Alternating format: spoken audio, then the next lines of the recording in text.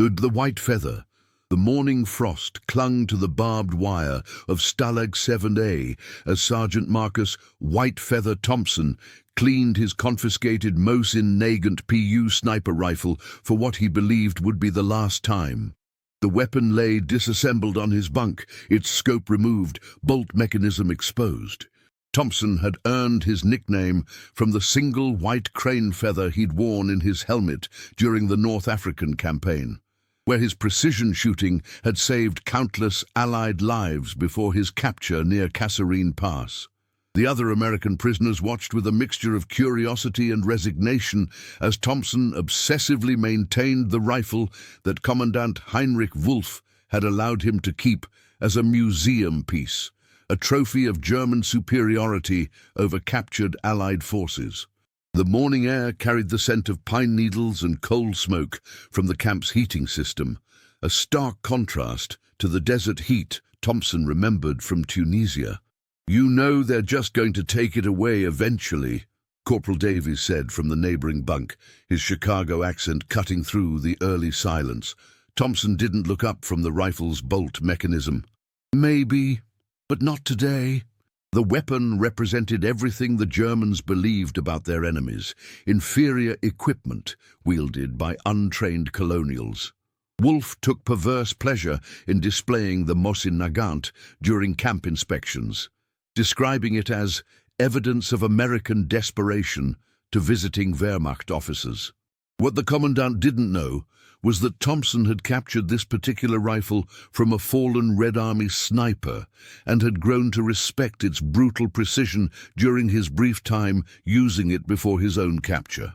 Thompson had established what he privately called the one-shot rule during his sniper training in Georgia. Unlike other marksmen who relied on rapid follow-up shots, Thompson believed in absolute precision, one perfectly placed bullet that would end any engagement before the enemy could respond. His instructors had praised this philosophy, but his fellow prisoners initially mocked it during the long winter evenings when talk inevitably turned to combat memories. "One shot?" Davies would laugh during those conversations. "This ain't a hunting party, Thompson. You need volume of fire to win wars." But Thompson knew better. He'd learned the value of patience in the Georgia pine woods, tracking deer with his grandfather's old Winchester. Every shot had to count, because noise meant the game would scatter. The principle had served him well in North Africa, where his careful shots had saved entire squads from German machine gun nests. The camp's routine had settled into grim predictability over the past months. Roll call at dawn, work details in the surrounding forests, thin soup and black bread for meals, lights out by 9. The guards were efficient, but not cruel, following Geneva Convention protocols with Germanic precision. Some prisoners had begun learning rudimentary German from the guards, trading cigarettes for language lessons. Dr. Ernst Müller, the camp's medical officer, paused by Thompson's bunk during his morning rounds. The doctor's presence always brought a subtle tension. His professional care for Allied prisoners seemed to conflict with something deeper, perhaps doubts about the war itself. "Your rifle, it is Soviet manufacture, yes?" Müller asked in careful English. "Yes, sir." "Interesting. My brother served on the Eastern Front. He spoke of these weapons with respect." The comment hung in the air like the morning mist. Thompson looked up from his cleaning cloth to find the doctor studying the disassembled Mosin-Nagant with something approaching reverence. "Precision instruments, these, built for harsh conditions." Thompson nodded, uncertain how to respond to this unexpected conversation. The doctor's tone suggested familiarity born of experience rather than textbook knowledge. "I was a hunter before the war," Müller continued. "Bavaria. The mountains teach patience, yes?" "Yes, sir, they do." "If stories like this make you question what you'd do in someone else's boots, tell us in the comments how you imagine you'd react in this camp, and stay with us for the next chapters. What happens when the tools of war become bridges between enemies? March in southern Germany brought unpredictable weather to Stalag 7A. One day would dawn bright and cold, the next would arrive wrapped in fog that clung to the surrounding pine forest like a grey blanket. Thompson had grown accustomed to the rhythm of camp life, but he couldn't shake the feeling that something was changing beneath the surface of their daily routine. The prisoners were allowed 20 minutes of exercise in the watchtower area each afternoon, always under heavy guard. From the elevated platform, Thompson could see beyond the camp's perimeter into the dense forest that stretched toward the nearest village. The tower's observation port offered a tactical view of the surrounding terrain, information he filed away automatically, though he had no plans for escape. Corporal Davies had begun attending Dr. Miller's informal German lessons in the camp's makeshift infirmary. The classes weren't officially sanctioned, but Commandant Wolf seemed to tolerate them as a way to reduce tensions among the prisoners. "It's practical," Davies explained one evening as Thompson reassembled his rifle for what had become a nightly ritual. "If we're going to be here until the war ends, might as well understand what they're saying." "And what are they saying?" Davies paused, considering his words carefully. "Nothing you'd expect. Muller talks about his family, shows pictures of his children, makes you forget he's supposed to be the enemy." Thompson's hands stilled on the rifle's bolt mechanism. The weapon had become a meditation of sorts, a way to maintain connection with his identity as a soldier while grappling with the strange limbo of captivity. Each night, he cleaned parts that weren't dirty, checked mechanisms that hadn't been fired in months. The truth was, camp life wasn't what American propaganda had prepared him for. There were no brutal interrogations, no starvation rations, no deliberate cruelty. The guards were professional, sometimes even courteous. Doctor Miller treated Allied prisoners with the same care he showed German soldiers. Commandant Wolf ran his facility by the book, ensuring Geneva Convention protocols were followed to the letter. This reality created its own form of torture for Thompson. How could he reconcile the humanity he witnessed daily with everything he'd been taught about German character? The enemy was supposed to be inhuman, easy to hate, simple to oppose. Instead, he found himself surrounded by men who missed their families, complained about rations, and showed kindness when they thought no one was watching. "You ever think about what we'll tell them back home?" Davies asked one evening, breaking Thompson's concentration on the Mosin-Nagant's scope mount. "About what?" "About this place. About them. About how it's not what we expected." Thompson had been thinking about exactly that question for weeks. The letters he wrote to his wife in Georgia were carefully censored, but even if they hadn't been, how could he describe the complexity of life in Stalag 7-A? How could he explain that the enemy had faces, families and fears, just like American soldiers? The following morning brought news that would shatter the camp's careful routine. A transport convoy carrying 18 Allied prisoners had broken down just 2 kilometers from Stalag 70A's main gate. The convoy had been traveling from a forward interrogation center when engine trouble stranded them in the surrounding pine forest. Thompson was on the watchtower platform for his afternoon exercise when he first noticed unusual activity in the tree line. Through the observation port, he spotted muzzle flashes and heard the distinctive crack of rifles, but not German weapons. The sound pattern was wrong, the frequency too high for Wehrmacht equipment. Soviet rifles. He'd heard enough of them in North Africa to recognize the signature immediately. The German guards, focused on preventing escapes, had failed to establish proper perimeter security around the stalled convoy.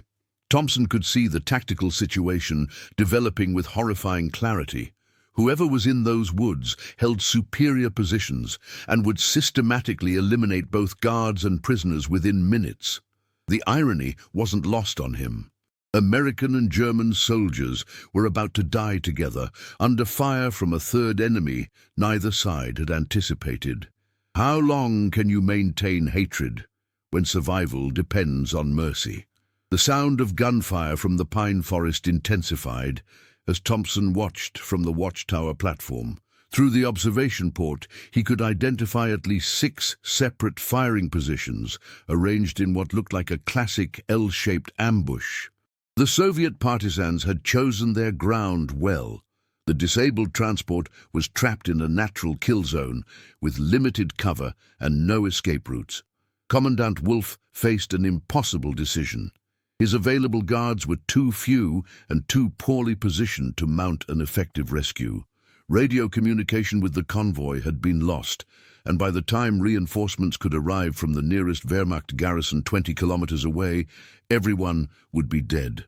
Thompson could see the commandant through his office window, studying maps and barking orders into his field telephone with increasing desperation.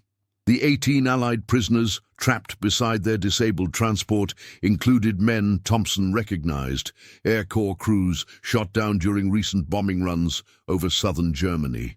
They were pinned in a drainage ditch beside the road, while their German guards had taken cover behind the vehicle itself. Soviet snipers were systematically eliminating anyone who exposed themselves for more than a few seconds.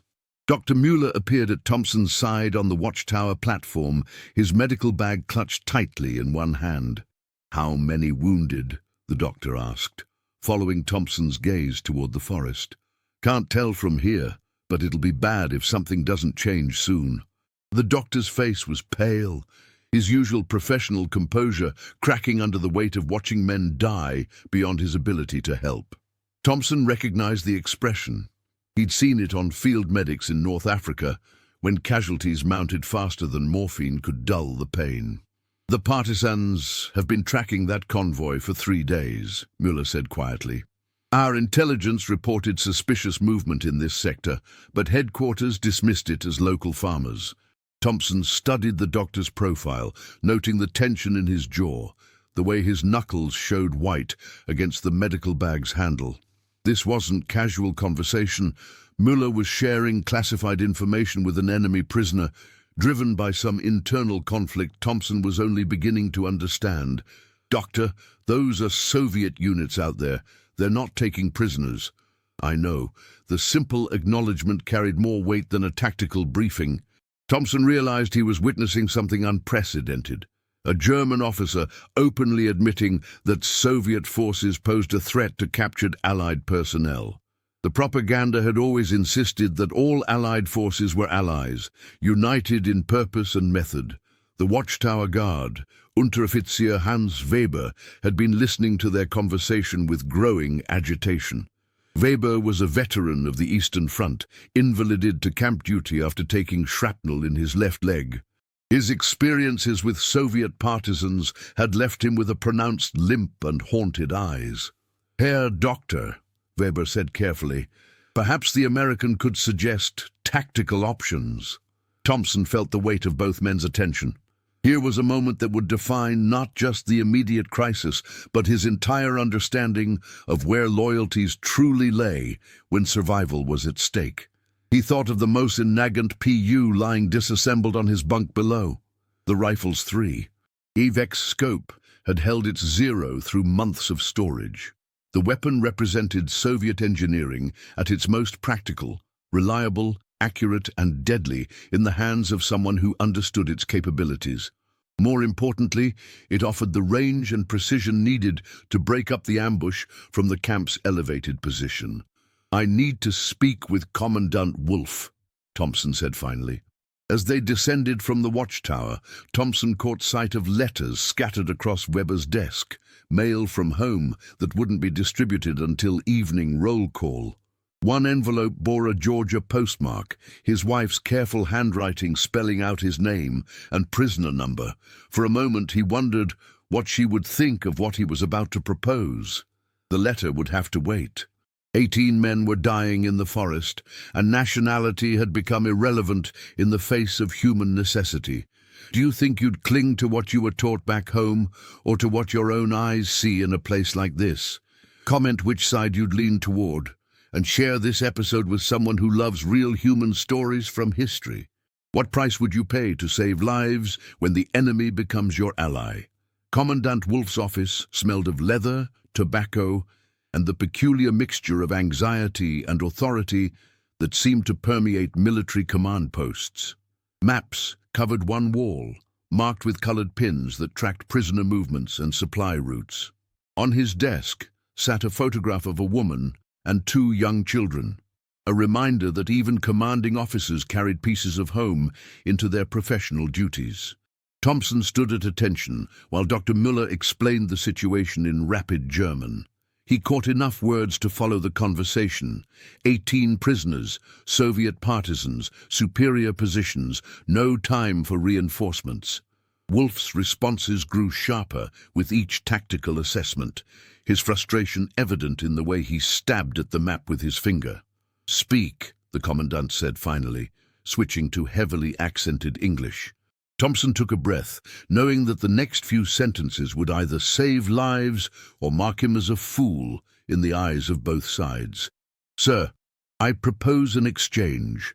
Allow me to use my Mosin-Nagant with its original scope, and I can neutralize the partisan threat from the camp's elevated position." Wolf's initial reaction was contemptuous laughter that echoed off the office walls.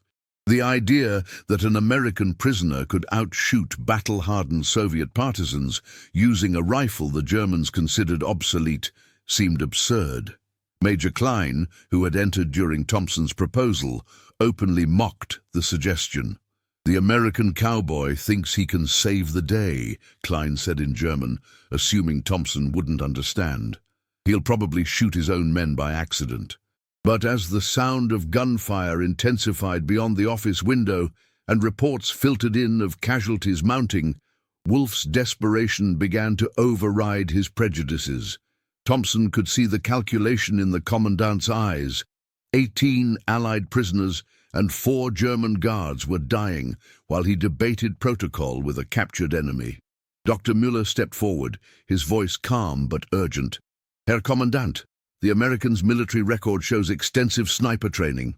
His capture report mentions precision shooting that saved multiple Allied units." "And you believe these reports?" Klein demanded. "I believe in results," Müller replied, meeting the major's gaze steadily. "Men are dying while we discuss credentials." Wolf studied Thompson for a long moment, weighing risks against desperate necessity. Through the window, the crack of Soviet rifles continued its deadly rhythm. Each shot likely meant another casualty in the drainage ditch beside the forest road. "You understand that if you miss, if you hit Allied personnel, you will face military tribunal?" "Yes, sir. And if you succeed, it changes nothing about your status as a prisoner." "I understand, sir." Wolf nodded to Weber, who had been waiting by the door with obvious tension. "Bring the rifle and the ammunition we confiscated with it." As Weber left to retrieve the Mosin-Nagant, Thompson found himself alone with 2 German officers who were about to entrust him with a precision weapon and tactical autonomy. The irony of the situation wasn't lost on anyone in the room. Less than a year ago, these men had been shooting at each other across North African battlefields. Now they were collaborating to save lives that transcended national boundaries. The rifle felt familiar, yet foreign, as Thompson reassembled it with practiced efficiency. Months of forced inactivity hadn't diminished his technical knowledge, and the weapon's components fit together with the satisfying precision of quality engineering. The 3.5x scope still held its 0 from his last engagement in Tunisia, its crosshairs crisp and properly aligned. Weber led him back to the watchtower platform, where the tactical situation had deteriorated further. The Soviet partisans had established overlapping fields of fire that prevented any movement from the convoy area. Thompson could see bodies in the drainage ditch. Whether wounded or dead was impossible to determine from this distance. He settled into a prone position behind the watchtower's reinforced rail, adjusting the rifle's position until the scope's view encompassed the entire ambush site. The range was approximately 800 meters, well within the Mosin-Nagant's effective capability, though demanding absolute precision at that distance. The first target was obvious, the partisan machine gunner whose weapon dominated the road approaches. Through the scope, Thompson could see the man's position clearly, marked by muzzle flashes and the distinctive dust clouds kicked up by automatic fire. Thompson's finger found the trigger. His breathing settled into the familiar rhythm of aimed shooting. The one-shot rule had never been more important than in this moment, when missing might mean the difference between rescue and massacre. When survival becomes more important than sides, what does loyalty really mean? The Mosin-Nagant PU felt both alien and familiar in Thompson's hands as he settled into his shooting position. The rifle's weight distribution was different from American weapons, the bolt action smoother but requiring a slightly different technique for rapid follow-up shots. Not that he planned to need follow-up shots. The one-shot rule demanded absolute precision on the first attempt. Through the scope, Thompson could see the entire tactical situation unfolding 800 meters away. The partisans had established a classic L-shaped ambush with their primary firing line perpendicular to the road and a supporting element positioned to catch anyone attempting to flee. The 18 Allied prisoners were trapped in a drainage ditch beside their disabled transport while their German guards had taken cover behind the vehicle itself. The machine gunner was Thompson's first priority. The man's weapon had been preventing any movement from the convoy area, pinning down both Allied prisoners and German guards with methodical precision. Thompson could see him clearly through the scope. Young, probably no older than 20, wearing the mixed civilian and military clothing typical of partisan units. Thompson's first shot struck the partisan sniper at a range of approximately 800 meters, the bullet finding its mark through the upper torso. The distinctive sound of the Mosin-Nagant caused immediate confusion among the Soviet forces, who couldn't identify the shooter's position and assumed they were taking fire from German reinforcements. Following his one-shot rule philosophy, Thompson waited nearly 3 minutes between each shot, allowing the partisans to believe they were facing multiple German snipers positioned throughout the forest. The psychological effect was exactly what he'd hoped for. Instead of pressing their attack, the partisans began looking over their shoulders, uncertain about their tactical situation. His second shot eliminated the partisan machine gunner, whose weapon had been preventing any movement from the convoy area. The man fell forward over his weapon, and suddenly the steady chatter of automatic fire went silent. Thompson could see movement in the drainage ditch as Allied prisoners took advantage of the respite to reorganize their positions. Dr. Müller, who had remained on the watchtower platform throughout the engagement, watched through binoculars as German guards began moving wounded personnel to better cover. His medical training made him acutely aware of the human cost of each delay, each missed opportunity for evacuation and treatment. "Third target left flank, behind the fallen log," Thompson murmured, more to himself than to the doctor. This shot was more difficult. The partisan commander had taken excellent cover, exposing only his head and shoulders for brief moments as he directed his remaining men.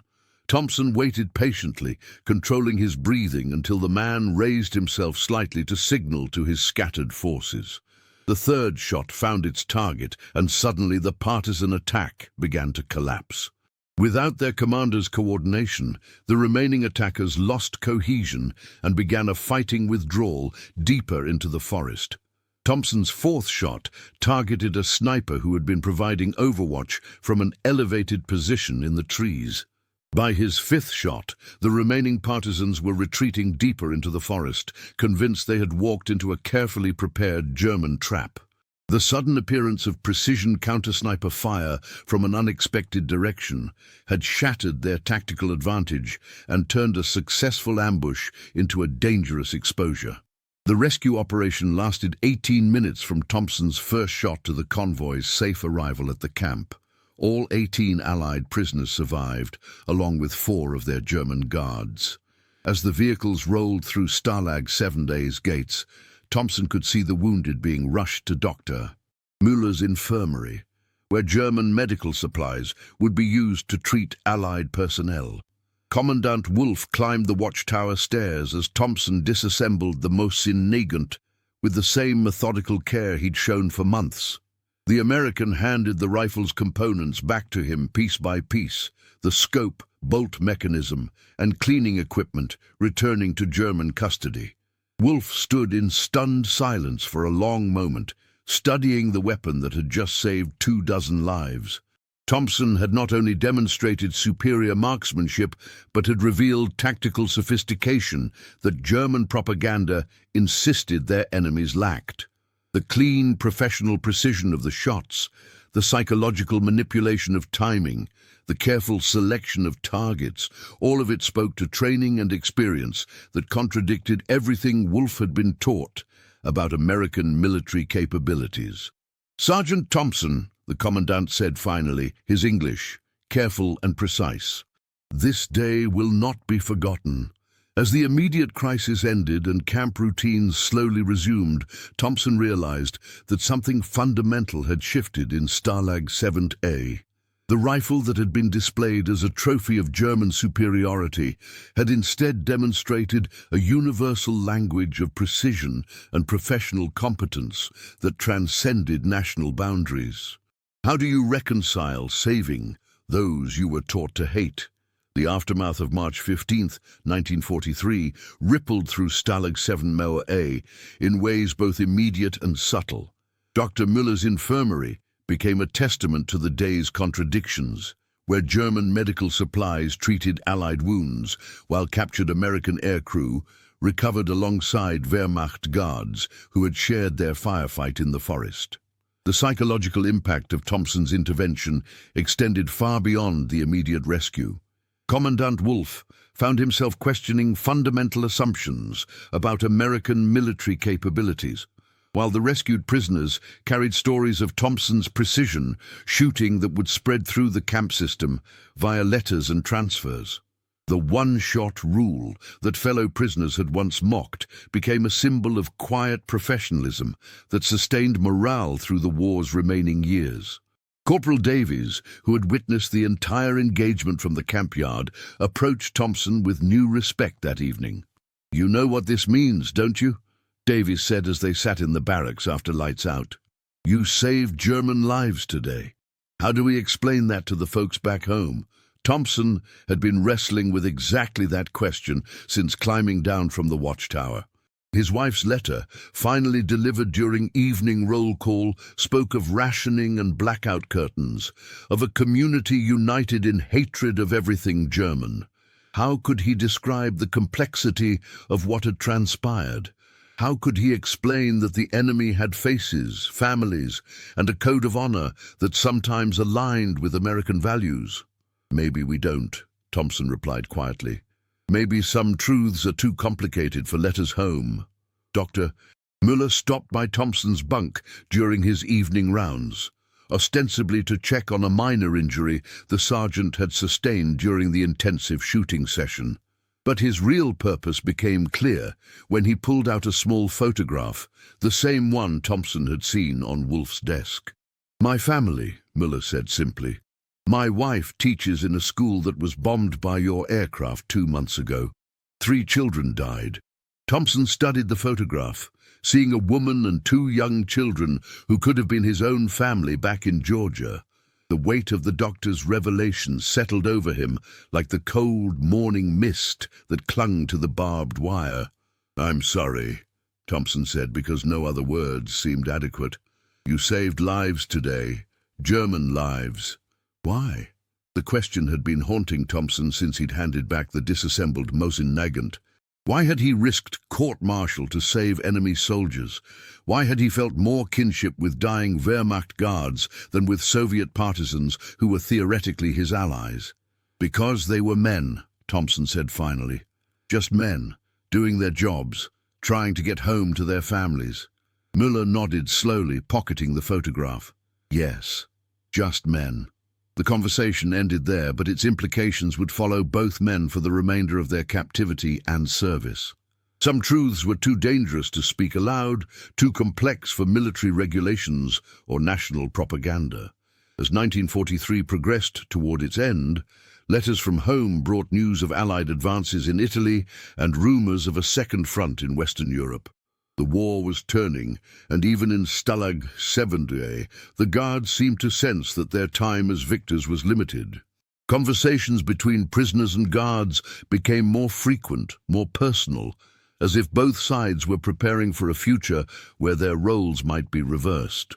Thompson's final letter home written in December 1943 before his repatriation in a prisoner exchange, said nothing about the events of March 15th.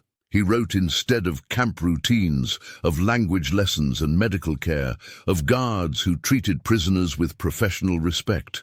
His wife would later say that something in his letters had changed after the spring, though she could never identify exactly what. Years later, Thompson would reflect that the Mosin-Nagant represented something more than just a weapon. It had become a bridge between enemies who discovered they shared more respect for professional skill than either side's propaganda had suggested.